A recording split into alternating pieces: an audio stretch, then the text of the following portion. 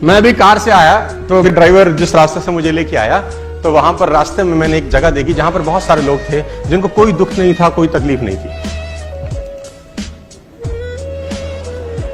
सब लेटे हुए थे और किसी को कोई दुख ही नहीं था, तकलीफ ही नहीं थी। वो एक्चुअली एक ईसाइयों का कब्रिस्तान था।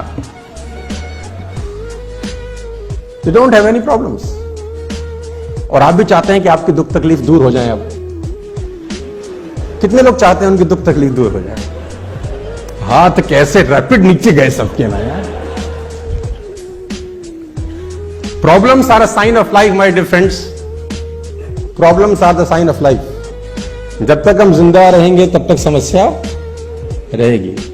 जिस दिन समस्या खत्म हो गई समझ लो जिंदगी खत्म हो गई। और जब आपकी जिंदगी में कोई समस्या ना हो ना तो घुटनों के बल बैठ जाना और ऊपर देख के बोलना, भरोसा खत्म हो गया क्या?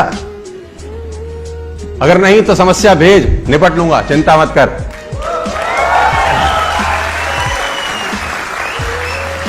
आपकी समस्या मैं खत्म कर दूं, कर सकता हूं, तरीका है। वो लेटा है, उसको मार, उसको कोई तकलीफ नहीं, उसके नाक में घुसंड मार, घूसा मार, दबा दे, तकलीफ होगी उसको। वो लेटा है, कह रहा तू करे जा। तकलीफ हो गई उसी को जिसकी जिंदगी में कुछ ना कुछ चल रहा है। ट्रेनिंग का बहुत जरूरत है सर, बहुत ज्यादा जरूरत है। और जैसे कहते हैं ना कि वो जो कोयला रहता है वो अंगीठी के अंदर गर्म रहता है। कोयला अंगीठी में गर्म रहता है, जैसे अंगीठी से बाहर निकलेगा ठंडा हो जाएगा। ऐसा समझो कि बहुत सर्दी पड़ रहा है, कहीं बहुत सर्दी पड़ रहा है और आप किसी रूम में हो, बाहर है -12 डिग्री, -14 डिग्री, -15 डिग्री टेम्परेचर, अंदर अलाव जल रहा है। अलाव समझते हैं आप लोग? आग जल रही है, बॉन फायर जला रखा है आपने, उसमें लकड़ी डाल रखी है अंदर और -15 डिग्री बाहर है। आप अलाव के पास बैठे हैं, आपको सर्दी लगेगी कि नहीं लगेगी? नहीं लगेगी ना।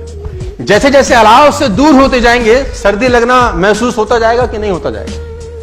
बाहर जितना भी टेम्परेचर है, अगर आप अलाव के पास हैं तो बाहर का टेम्परेचर आपका बाल भी बांका नहीं करता। क्या मैं ठीक हूं? तो ये अलाव ही है, ये ट्रेनिंग कि इसमें रहेंगे, बाहर का टेम्परेचर कुछ भी हो, तकलीफ कुछ भी हो, आपका कुछ नहीं उखाड़ता फिर वो। और सीखना जरूरी है क्योंकि बाहर बहुत सारे सवाल होंगे आपसे। जब तक आपको पता नहीं होगा जवाब क्या देना, आपको बहुत तकलीफ आएगी। वो एक बहुत पुरानी सी कहानी है कि एक आदमी ना आंख चेक कराने चला गया। बहुत जगह सुनाया मैंने। आंख चेक कराने गया तो वेटिंग थी, तो सोफे पे बैठ गया। जो ऑप्टोमेट्रिस्ट था वो किसी आदमी की आंख चेक कर रहा था। तो उनके पास एक चश्मा सा रहता है ना, जो खाली रहता है अंदर। तो उसने उस आदमी को चश्मा लगाया और उसमें एक शीशा डाला। अब दिख रहा है तुझे? तो बोला ना। तो उसने बोला शीशा निकाल के दूसरा डाला। बोला अब तुझको दिखता है? तो बोला नहीं, थोड़ा थोड़ा दिखना शुरू हो गया। अब ये बाहर बैठ के ऑब्जर्व कर रहा है उसको। फिर उसने तीसरा डाला। बोला अब, कह रहा अब थोड़ा सा साफ हुआ है। फिर उसने चौथा शीशा डाला। बोला हाँ अब मुझे बिल्कुल दिखाई दे। तो उसने पर्ची बनाई कि बाहर चश्मा बना लिया। अब ये गया, अब इसका नंबर था, ये तो देख रहा था बहुत देर से। अब उसको भी वो चश्मा लगाया जिसमें 2 छेद थे। पहला शीशा डाला तो तुझे दिख रहा है? बोले नहीं। तो उसने वाला निकाल के दूसरा डाल दिया। बोला अब दिख रहा है? बोला अभी भी नहीं। उसने फिर तीसरा डाला। बोला अब? बोला अभी भी। चौथा नहीं, पांचवा नहीं, छठा नहीं, सातवां नहीं, आठवां, जितनी ट्रे थी सारे डाल डाली। अब कह रहे नहीं। तो जो चेक कर रहा था उसने बोला नहीं पढ़ा जा रहा? कह रहा नहीं। बोला पढ़े भी हो? तो बोला नहीं, इसलिए तो पढ़ा नहीं जा रहा। तो बोला यहां क्या करने आए हो? तो बोला हमको लगा चश्मा लगाने से दिखता है। उसको बोला चश्मा लगाने से दिखेगा तभी जब पढ़ाई अंदर पहले से होगी, अंदर से होगी तभी दिखाई देगा। अंदर से होगी ही नहीं तो दिखाई।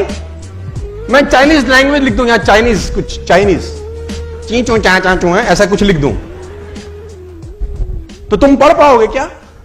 जबकि तुमको दिखता भी है, परफेक्ट नजर आता है। चाइनीज लैंग्वेज पढ़ पाएंगे? अरबी लैंग्वेज यानी पढ़ भी वही पाएंगे जो ज्ञान पहले अंदर होगा ना। जो होगा ही नहीं उसको भी नहीं पढ़ा जा सकता। बाहर बहुत सारे सवालों के जवाब तुम्हारा इंतजार कर रहे हैं, लोग तोपियां लेके खड़े हैं बाहर और चड्डी में बम लगाने वाले हैं तुम्हारी।